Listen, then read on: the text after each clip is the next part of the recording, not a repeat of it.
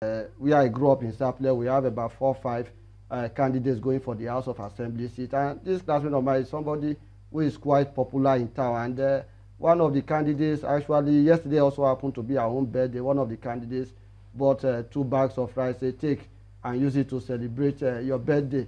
We all know what is happening. You are trying to. Was that buying too? Well, I'll leave you to judge that.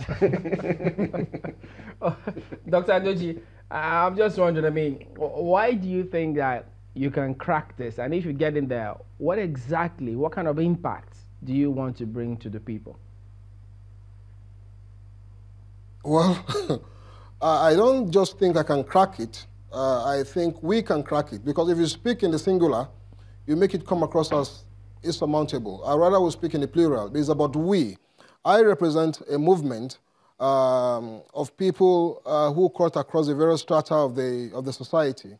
Call them elites, call them the low, middle, call them by whatever name. And the force we are bringing to bear will be more than enough to crack whatever you call it. And I'm sure we know we can achieve. All right, so we'll go to break. Now, once I get in there, because I know my people, I know my onion, I know my space, I know what we are up against. I'll give you an example. I come from the eastern part of Kogi State, where we are literally sea-locked, landlocked, and partially landlocked and airlocked. You know, all we need to do is to influence that the 3 bridges that connect into the eastern part of the of the state, Kogi East, from the Bagana Bridge to the Agana Bode Bridge and Shitagu Bridge are opened up. Once we open them up, the free movement of people and goods will begin to evolve markets. All right, Dr. Adoji, my apologies, but we'll come back to you in just a moment so you can conclude your thoughts. Don't go away.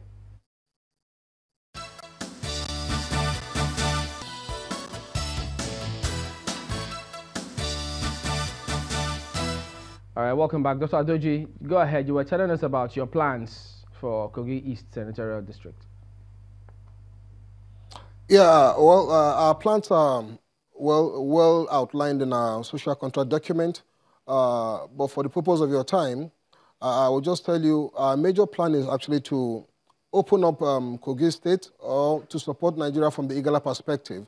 Like I was saying earlier, I come from the region of the state that is partially landlocked, sea-locked, and of course, airlocked. So to open up our economy, we intend to build the 3 connecting bridges from the adjoining states into Kogi East, so that a free movement of people and goods can begin to evolve markets.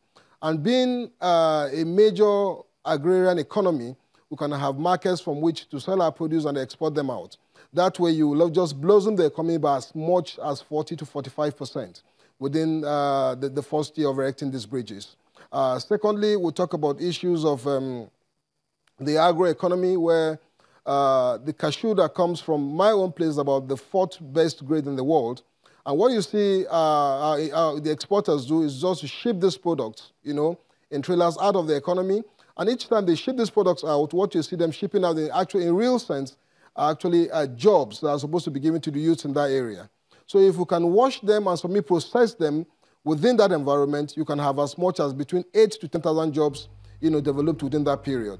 Well, I know my job as a senator will be mostly to make laws, but there will be laws that will have direct bearing, to my people first and foremost, to the state and then to the country. All right. Mr. Sonabi, how about you? Yeah, so I think I've stated clearly the focus of our government when we come into power by May 29, 2019 in Delta State will be 1, job creation.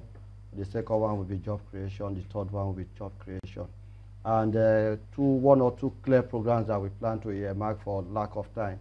The first one is that we have a plan to give a business startup fund of up to 1 million naira to every graduate of Delta State who finishes National Youth Service. And before somebody will say that looks like an ambitious program, we've done our mathematics. We have on the average about 20,000 graduates coming out of Delta State on an annual basis. And that will cost us about 20 billion naira to fund that program on a yearly basis. At the current time, the current government has about 3,000 plus special advisors who consume about 18 billion naira from the state account on a yearly basis. And so we do not need those 3,000 special advisors.